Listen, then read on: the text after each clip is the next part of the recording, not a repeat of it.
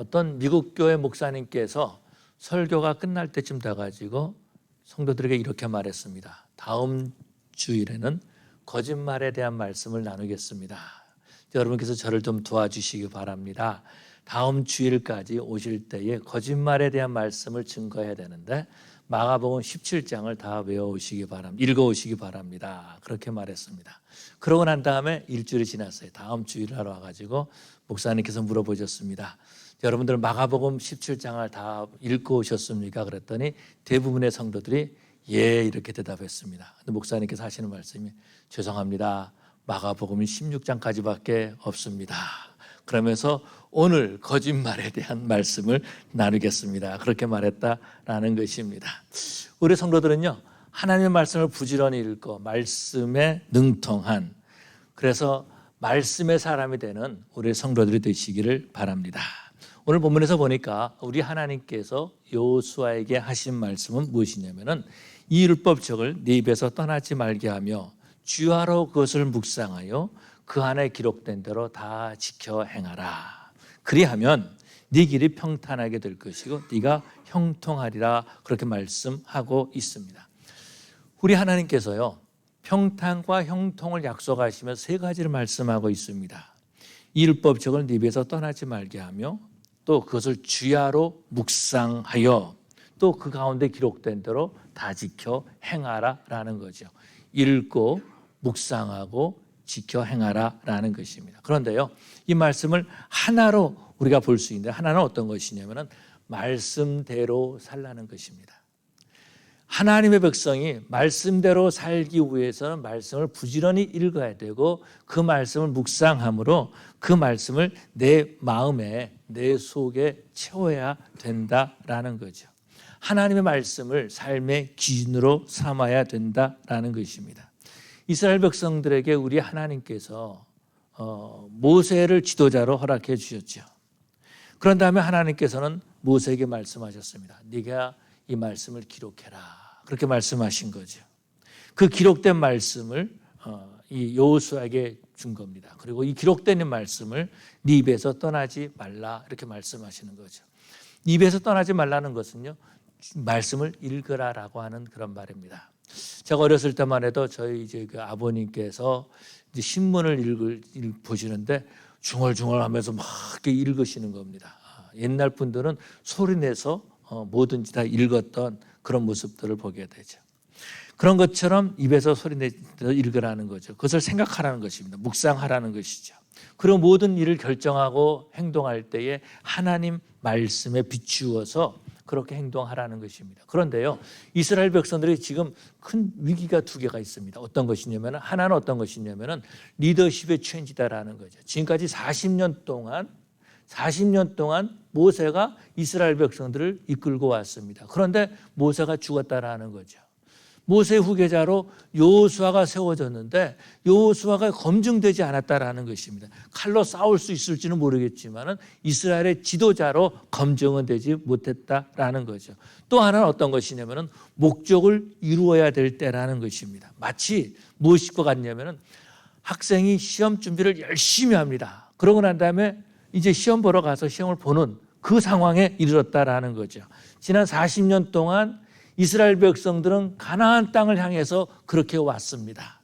그런데요, 이제 가나안 땅이 눈앞에 있다라는 거죠. 열심히 시험 준비를 했는데 시험을 보게 됐다라는 것입니다. 시험장에 앉아있게 되었다라는 것입니다. 지금 그런 상황이 바로 이 이스라엘 백성들의 상황이다라는 거죠. 이제는 전쟁을 해가지고 하나님께서 약속하신 그 땅을 얻어야 된다라는 거죠. 근데 문제가 있습니다. 어떤 문제가 있냐면은 이 전쟁을 할 때에 누가 죽을지 모른다라는 거예요.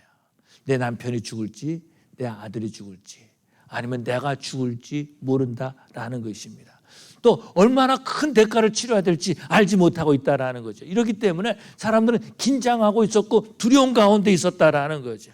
과연 지금 이때가 하나님의 말씀을 묵상할 때인가? 이런 생각을 갖게 한다라는 겁니다. 전쟁을 앞두고 두려움이 가득할 때라는 거죠. 비장한 각오를 가지고 있습니다. 지금 두려움이 있다라는 것입니다. 그런 것들이 얼굴에 막 보이기 시작했다라는 것입니다. 여호수아는요, 모세를 이은 그런 지도자입니다. 그런데 문제는 뭐냐면은 검증받지 못했다라는 거예요.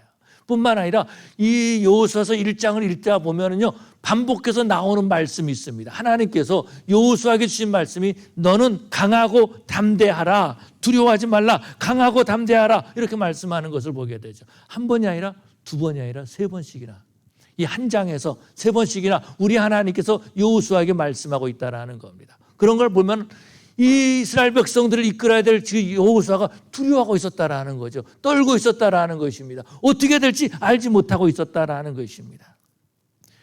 두려움에 붙들고 있을 때 우리 하나님께서 말씀을 주신 거죠. 그리고 이 말씀을 묵상하라, 그렇게 말씀하십니다. 여러분, 하나님의 말씀을 읽고 묵상하면 우리의 삶이 형통해집니까? 하나님 말씀 묵상하면은요, 우리들이 정말 평탄한 길을 갈 수가 있느냐라는 거죠. 저와 여러분들은 다 이민자들입니다. 처음 이민 온 모습을 또 보면은요, 굉장히 긴장되어 있는 모습인 것을 볼 수 있습니다. 얼굴에 긴장감이 다르게 있다라는 거예요.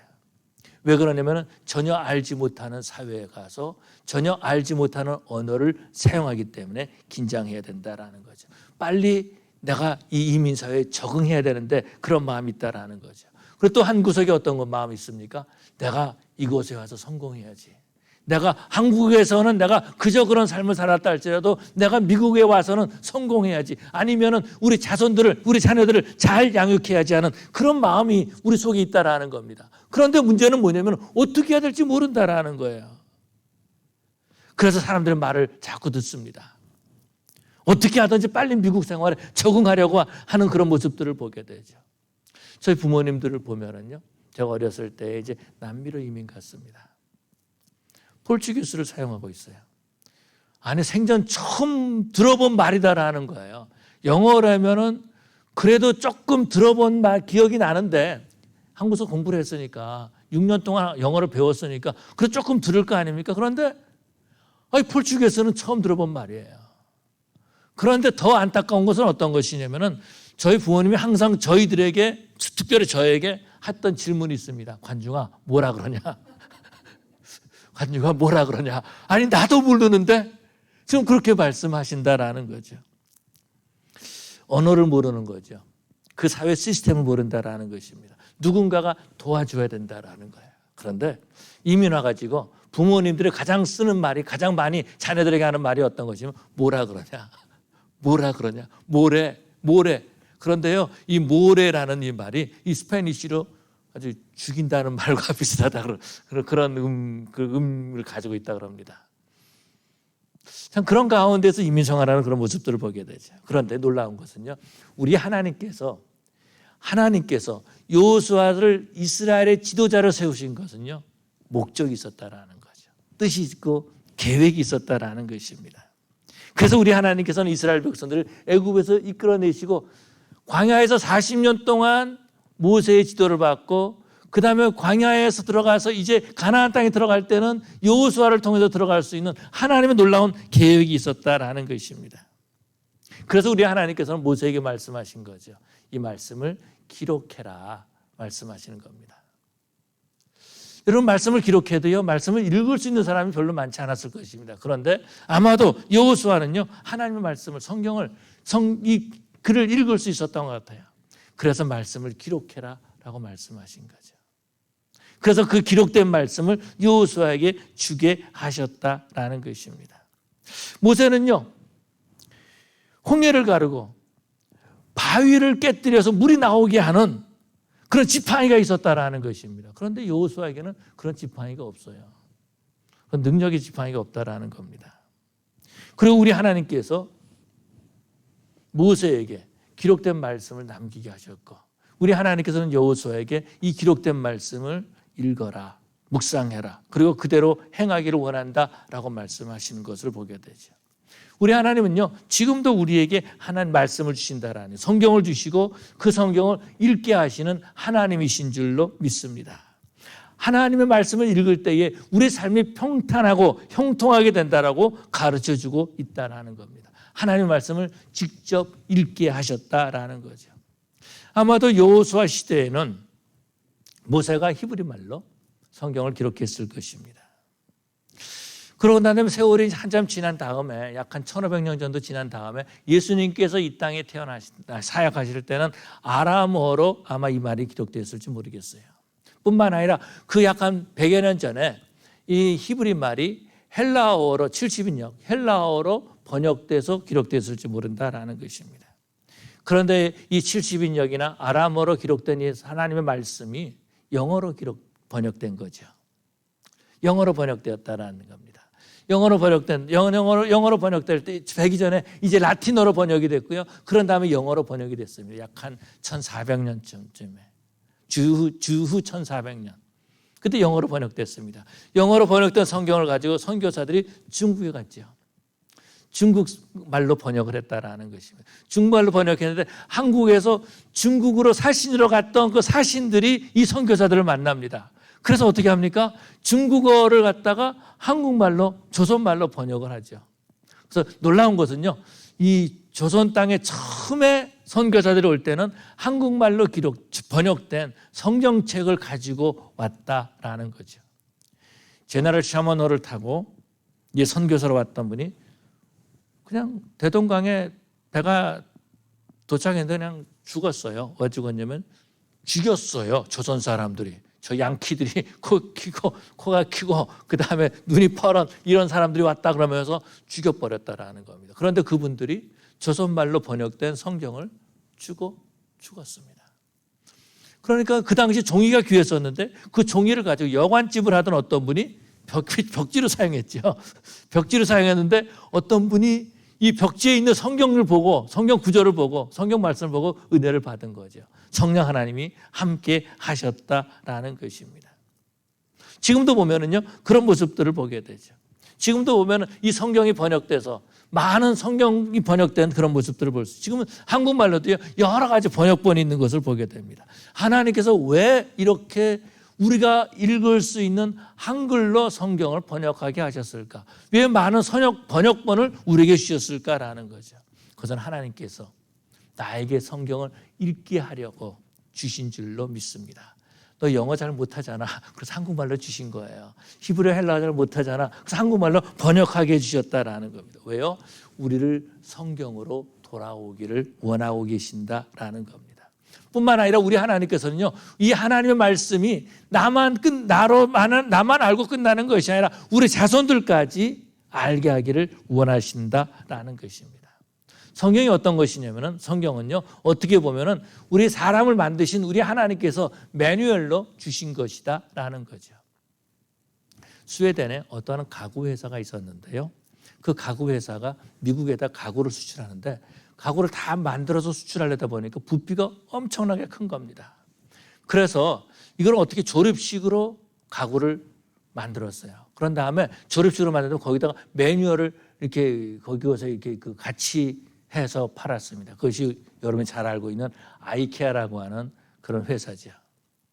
근데 아이케아에서 물건을 사면은요, 그 설명서가 그대로 있다라는 거. 설명서대로 그 물건을 가구를 조립해야 된다라는 거예요. 그런데 한국 사람들을 보면은 특별히 저 같은 경우를 보면은 눈썰미가 있잖아요. 이거 이 정도면 내가 그냥 할 수 있어. 그러면서 매뉴얼을 안 보고 그냥 조립한다라는 거죠. 적당히 보고 조립한다라는 겁니다. 막히면 어떻게 됩니까? 막히면은 끝나는 거예요.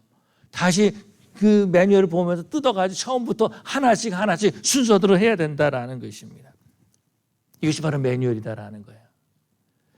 하나님께서 사람을 만드시고 우리가 어떻게 살아야 될지 보여주신 것이 바로 이 성경 하나님의 말씀 매뉴얼인 줄로 믿습니다. 요즘 보면은요, 모든 것에 다 매뉴얼이 있어요.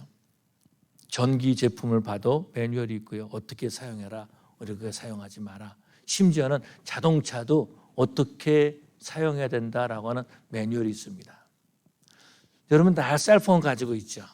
셀폰도요 매뉴얼이 있었다라는 거예요. 처음에 지금보다도 더 어려운, 더 쉬운 전화기가 있었습니다. 근데 사람들이 이 매뉴얼을 읽지 않는 거예요. 그러니까는 그 당시에 전화기를 한 대 팔려면 1시간, 2시간 설명을 계속 해줘야 됩니다. 놀라운 것은요, 들을 때는 기억을 하는데 돌아가면 잊어버리는 거예요. 와서 또 물어봐요. 그러다가 스마트폰이 나왔다라는 거죠. 우리 하나님께서는요, 이렇게 우리에게 매뉴얼로 하나님의 말씀을 주셨다라는 것입니다. 예수님 당시에도요, 유대인들이 성경을 가지고 있었습니다. 그런데 유대인들은요, 성경을 가지고 있는 그 자체를 자랑했다라는 거예요. 우리 민족에게 우리 하나님께서 말씀을 주셨다. 모세를 통해서 말씀을 주셨다라는 거죠. 그런데 문제는 뭐냐면은 그 말씀을 읽지 않는 거예요. 그 말씀을 모른다라는 것입니다. 그 말씀을 마음에 두지 않는다라는 것입니다. 오늘날 우리도 모습에서 그런 모습들을 볼 수 있죠. 말씀을 가지고 있는데 하나님의 말씀을 읽지 않아요. 성경은 들고 있는데 하나님의 말씀을 읽지 않는다라는 겁니다. 특별히 이민 사회를 보면은 그런 모습들을 보게 됩니다. 성경책을 가지고 다니는데 주일날만 성경이 필요하다 생각하고 항상 성경책을 차에다가 놔둡니다. 차에 들어가니까 이 성경책이 밖에는 색깔이 바라고 그냥 막 딱딱해지고 그러면서 많이 헐었습니다. 안을 쫙 열어보면요, 아주 깨끗합니다. 아주 깨끗해요. 왜? 성경을 읽지 않았기 때문에 그런 거죠. 성경을 읽지 않으니까 삶의 기준을 모른다라는 겁니다. 그러다 보니까 자기 마음대로 살아가는 거예요. 말씀이 아닌 잘못된 정보를 가지고 살아간다라는 겁니다. 여러분, 이민사회를 보면 얼마나 많은 잘못된 정보들이 있습니까? 그런데 감사한 것은 성령 하나님께서 우리로 하여금 성경을 읽게 하신다라는 거죠. 야, 너 그렇게 살아서는 안 돼. 성경 읽어야 돼. 성경 묵상해야 돼. 너 성경대로 살아야 돼. 이렇게 가르쳐 주신다라는 겁니다. 놀라운 것은 성경을 읽을 때에 성령 하나님께서 함께 주셔서 그 말씀을 깨닫게 주시는 거죠. 나에게 적용시켜 주신다라는 것입니다. 그리고 그 말씀을 묵상하게 하는 거죠. 그 말씀을 입에서 떠나지 않게 한다라는 거죠. 그리고 우리 하나님께서 이 여호수아에게 약속하십니다. 이렇게 하나님의 말씀대로 살면은 네가 평탄하고 형통할 것이다 라고 말씀하고 있습니다. 이것이 약속이다라는 거예요. 평탄과 형통은요, 하나님이 주시는 것이다라는 겁니다. 그런데 사람들은요, 세상에서 돈이 평탄을 줄 것이라고 생각하고 있습니다. 명예가 평탄을 줄 것이라고 생각하고 있다라는 것입니다. 제가 학교 다닐 때 보면은 유학생들이 이제 한국서 이렇게 왔습니다. 유학생들을 보면은요, 참 공부를 잘합니다. 유학생들의 특징은 뭐냐면은 공부할 때 무엇이 시험에 나올지 정확하게 찝을 줄 알아요. 이 유학생들입니다. 공부를 하면서 이것이 중요하다는 걸 다 알고 있다는 거예요. 그래서 얘기하다 보면 목사님 이게 시험 문제 안 나와. 이게 별로 중요한 게 아니에요. 이렇게 말합니다. 근데 문제는 뭐냐면은 어디서 생기냐면은 퀴즈를 보는데 이번에 책 몇 페이지부터 몇 페이지까지 퀴즈 봅니다. 이렇게 말합니다. 분명히 내가 들을 때 이렇게 들었는데 그 친구들은 다른 페이지를 말하는 거예요. 그럼 평상시에 그 친구들이 공부를 잘하니까 따라서 했다가 망하는 경우들이 종종 있습니다. wrong information을 주는 거죠. 제 아내가 그런 얘기를 합니다. 미국 와가지고 학교 다닐 때 이게 무슨 말인지 몰라가지고 숙제는 숙제인데 무슨 말인지 모르는 거예요. 선생님이 숙제를 해줄 때 홀수 번호만 문제를 풀어오십시오라고 하는데 모르니까 홀수 짝수 다 풀어갔다라는 겁니다. 이게 인민사회다라는 거예요. 여러분, 우리가 그렇게 살고 있다라는 것입니다. 그런데요, 오늘 본문에서 그렇게 말씀하고 있습니다. 이 율법책을 네 입에서 떠나지 말게 하며 주야로 그것을 묵상하여 그 안에 기록된 대로 다 지켜 행하라. 그리하면 네 길이 평탄하게 될 것이며 네가 형통하리라. 네, 평탄과 형통에 대해서 말씀하시면서요, 오늘 읽지 않았지만 9절 마지막 부분에 이렇게 말씀하고 있습니다. 네가 어디로 가든지 네 하나님 여호와가 너와 함께 하느니라 하시니라. 아멘. 평탄과 형통에 대한 약속을 주시면서 우리 하나님께서는 임마누엘의 약속까지 더하여 주신 것을 보게 됩니다. 여호수아를 지도자로 삼았던 이스라엘은요, 가나안 땅에 정착하게 되죠. 하나님의 말씀을 붙잡음으로 평탄과 형통함을 누리게 됩니다. 가나안 땅에 정착하게 되고 가나안 땅에 가서 살게 되는 그런 모습들을 보게 되죠. 그러면 우리는 어떻게 될 것인가? 라는 거죠. 저와 여러분들은 어떻게 될 것인가? 우리는 어떻게 살아야 되는가? 라는 것입니다. 평탄과 형통이 하나님으로부터 옴을 우리들이 믿어야 된다라는 것입니다. 여러분, 저를 따라해 주시기 바랍니다. 평탄과 형통, 하나님께로부터 온다.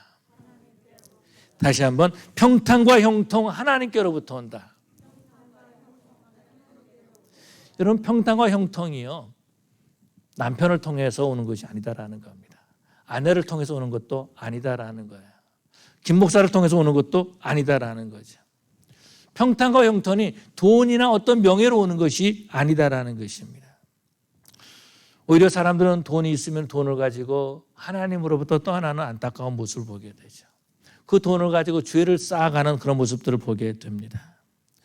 세상에 물질이 많으면은 어떤 일들이 생기냐면은 불신의 일이 생긴다라는 것입니다. 여러분, 가족 중에서 형제 중에서 누군가가 돈이 많다 그래봐요. 그러면은 얼마나 좋습니까? 그런데 서로 간에 불신하는 마음이 생기는 그런 모습들을 보게 되죠. 친구들 가운데 똑같이 돈이 없으면 괜찮은데 누구 한 사람이 돈이 많이 있습니다. 그러면 어떻게 됩니까? 불신이 그 가운데 조장되는 그런 모습들을 보게 되죠. 세상의 물질의 풍요로움은 신뢰가 상실된 것을 보게 됩니다. 의심과 불안이 평탄을 무너뜨리는 모습을 보게 되죠. 그렇지만은 하나님이 우리에게 평탄을 주신다라는 겁니다. 물질이 평탄을 주는 것이 아니에요. 어떤 관계가 평탄을 주는 것이 아니다라는 것입니다. 우리 하나님께서 여호수아에게 약속하시는 거죠. 너는 하나님의 말씀을 네 입에서 떠나지 말게 하고 이 하나님의 말씀을 계속해서 주야로 묵상해라. 그리고 이 말씀대로 한번 살아봐라. 그러면은 네가 평탄하게 되고 형통하게 될 것이다 라고 약속해 주신 거죠. 우리 하나님이 평탄을 주시고 우리 하나님이 형통을 주신다라는 것입니다. 그 앞에 여리고성이 있다 할지라도, 그 앞에 이 야이성이 있다 할지라도, 예루살렘의 여부수 족속이 있다 할지라도 우리 하나님께서는 이스라엘 백성들에게 형통함을 주신 줄로 믿습니다. 그런데 놀라운 것은요, 이스라엘 백성들이 여리고성을 점령할 때에 아간이라고 하는 친구가 하는 사람이 있었습니다. 이 사람이 여리고성을 점령할 때 보니까 거기에 엄청난 황금이 있거든요. 또 비싼 아주 외투가 있거든요. 이걸 훔쳐갔습니다. 아이성을 점령할 때에 이스라엘 백성들은 패했어요. 이 아간은 그런 생각을 가졌을지 모르는, 이 돈만 있으면 내가 형통하게 살 것이다. 내가 이 외투를 입으면 따뜻하게 하고 형통하게 살 것이다. 사람들이 나를 멋있게 볼 것이다. 이렇게 생각할지도 모른다라는 거예요. 그런데 이 아간의 죄로 말미암아서 아이성에서 이스라엘 백성을 패배하고 만다라는 거죠. 그런데 아간의 문제를 해결한 다음에 힘겹게 아이성을 점령하는 그런 모습들을 보게 됩니다. 오늘 사람들은요, 평탄하기를 원합니다. 형통하기를 원한다라는 거죠. 이민사회를 사는 사람들을 보면은 다 형통하기를 원하고 평탄하기를 원하고 있다라는 것입니다. 근데 문제는 뭐냐면은 이 형통과 평안이 누구한테서 오는지 모른다라는 거예요. 그래서 열심히 물질을 따라갑니다. 요즘 했던 말이 있죠. 요즘 하는 말이 열심히 하는 것보다 뭐라 그러죠? 잘하라 그러잖아요. 열심히 하는 것도 좋지만은 잘해야 된다라는 것입니다. 그래서 이민사회를 보면은요, 예배 드릴 때 이 예배 드리는 그 시간보다도 사람들을 더 귀하게 여기는 시간들이 있습니다. 이 시간은 어떤 시간이냐면은 친교하는 시간이에요. 친교하는 시간. 이 친교하는 시간을 통해서 이민사회에 많은 정보를 얻으려고 한다라는 겁니다. 누가 돈을 벌었다더라, 뭘 해야지 돈을 번다더라, 뭐를 해야지 못 된다더라, 어느 학군이 좋다 그러더라, 어느 학교가 좋다 그러더라, 뭐 이런 말을 듣는 거예요. 그러면 귀가 번쩍해가지고 그거 따라간다라는 겁니다. 하나님의 말씀을 들은 거 다 잊어버리고 만다라는 거예요. 말씀과 상관없이 살아간다라는 겁니다. 그러다 보니까 형통한 줄 알았더니 나중에 보니까 가정이 무너집니다. 나중에 보니까 자녀들 교육이 엉망입니다. 나중에 자기 자신을 보니까 신앙을 잊어버리고 건강 잃어버리고 모든 걸 다 잃어버리고 만다라는 거예요. 그럼 우리는 어떻게 되는가? 하나님의 말씀으로, 성경으로 돌아가야 된다라는 것입니다. 여러분, 저를 따라해 주시기 바랍니다. 성경으로 돌아가자. 한 번 더, 성경으로 돌아가자. 사람들은요, 모세의 지팡이를 원하고 있다라는 겁니다. 왜냐하면 이 지팡이 가지고 홍해를 갈랐기 때문에 그런 거죠. 또 바위를 쳐서 놀라운 그 기적이 일어나서 거기서 물이 나왔다라는 것입니다. 그런데 하나님께서 여호수아에게는요, 율법책을 주신 거죠. 왜 율법책을 주셨을까라는 것입니다. 왜 율법책을 주셨을까? 모세의 지팡이보다 더 놀라운 능력을 가진 것이 바로 율법이다라는 거죠. 하나님의 말씀이다라는 것입니다. 말씀은요, 홍해 기적 이상의 기적을 보여주고 있는 거죠. 하나님께서 온 우주를 만드지 않으셨습니까? 태초에 하나님이 천지를 창조하시니라. 하나님은 우리를 만드셨다라는 거예요. 우주를 창조하셨음을 믿지 못하고 있습니다. 하나님은 우리를 만드셨다라는 겁니다. 내가 이 땅에서 형통하게 사는 매뉴얼을 하나님께서 주셨다라는 것입니다.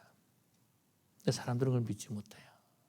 그 성령 하나님께서 특별히 믿는 사람들에게 역사하셔서 우리 하나님께서 하나님의 말씀을 읽게 하시는 줄로 믿습니다. 성령 하나님은요, 말씀을 기억하게 하신다라는 거예요. 놀라운 것은 설교 시간에 들었던 말씀 예배 시간 끝나고 싹 잊어버렸는데 어느 날 갑자기 생각날 때가 있다라는 거죠. 왜? 성령 하나님께서 기억하게 해주신다라는 거죠.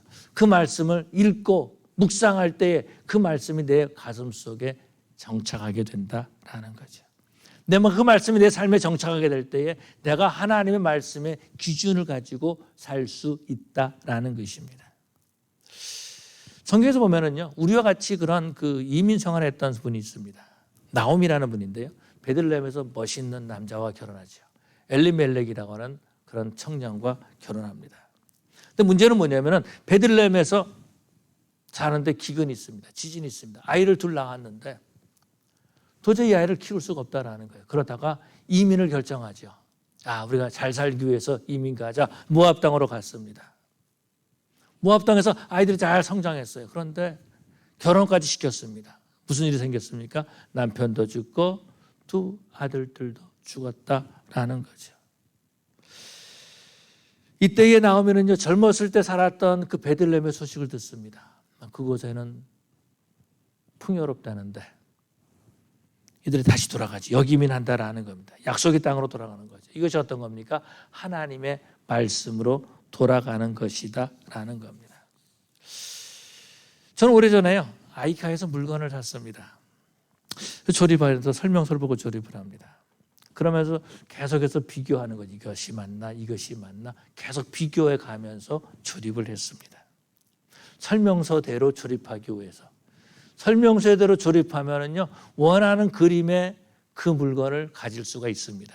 그런데 설명서대로 하지 않고 내 마음대로 했다가는요, 원하는 대로 그림이 그려지지 않는다라는 거예요. 원하는 대로, 다시 말해서 그림대로의 그 물건이 만들어지지 않는다라는 것입니다. 그런 것처럼 우리 하나님께서는 온 우주를 만드시고 우리에게 설명서를 주셨습니다. 사람은 이렇게 살아야 돼. 선악과 먹지 말아야 되잖아. 하나님 의지하고 살아야 되잖아. 그러면서 말씀을 주셨다라는 것입니다. 말씀으로 돌아갈 때에 우리 성도들이 형통하고 평탄한 삶을 살게 되는 줄로 믿습니다. 그렇기 때문에 우리 뉴크리에이션 교회 성도들은요, 말씀으로 돌아가야 된다라는 거죠. 하나님이 원하시는 모습으로 회복되어야 된다라는 겁니다. 하나님의 말씀을 부지런히 읽는 우리 성도들 되시기를 바랍니다. 성령 하나님께서 도와주실 것이다라는 거죠. 깨닫게 해주시고 가르쳐 주실 것이다라는 겁니다. 이 하나님의 말씀이 바로 우리 후손들에게 전해줘야 될 그런 유산이다라는 것입니다. 우리 성도들은 말씀으로 돌아가므로 평탄하고 형통한 삶을 살아가고 뿐만 아니라 우리 자손들에게 믿음을 유산으로 남길 수 있는 그러한 저와 여러분 되시기를 간절히 축원합니다. 우리 기도하시겠습니다. 사랑의 아버지 하나님 감사합니다. 주님께서 저희들을 사랑해 주셔서 우리를 불러주시고 우리에게 말씀 주시고 예배하게 해주심을 감사합니다. 아버지 하나님, 우리 성도들은 말씀 중심의 삶을 살게 하여 주시옵소서. 세상에 소문을 듣고 살아가는 것이 아니라, 세상의 경험을 가지고 살아가는 것이 아니라 하나님 말씀을 중심으로 그 말씀에 비추어서 날마다 살아가는, 그래서 하나님이 주시는 형통을 누리는, 하나님이 주시는 평탄함을 누리는 우리 성도들 되게 하여 주시옵소서. 감사하며 예수님 이름으로 기도 올리옵나이다. 아멘.